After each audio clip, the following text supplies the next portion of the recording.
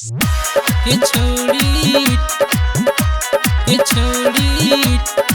सुहाग वाली रतिया में, सुहाग वाली रतिया में। ये छोड़ी टूटता तोहर नथुनिया सुहाग वाली रतिया में। ये छोड़ी टूटता तोहर नथुनिया सुहाग वाली रतिया में, सुहाग वाली रतिया में।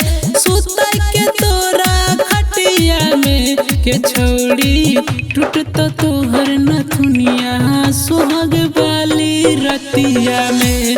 के छोड़ी टूटता तोहर नथुनिया सुहाग वाली रतिया में, सुहाग वाली रतिया में।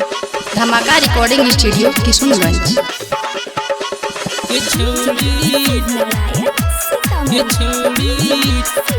सुहाग वाली रतिया में, सुहाग वाली रतिया में।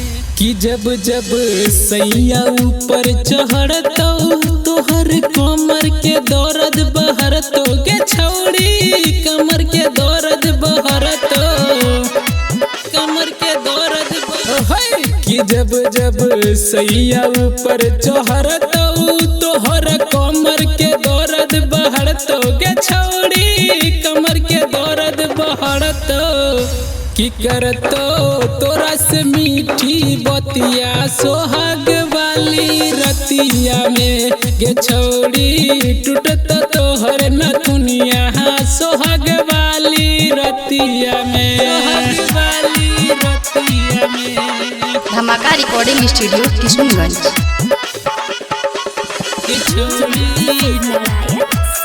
छोड़ी सुहाग वाली रतिया में, सुहाग वाली रतिया। कि सैया मिलतो तोरा सुनर लगवा दे तो चोली में कूलर के छोड़ी लगवा दे तो कूलर, कूलर। कि सैया मिलतो तोरा सुनर लगवा दे तो चोली में कूलर के छोड़ी लगवा दे तो कूलर, कूलर।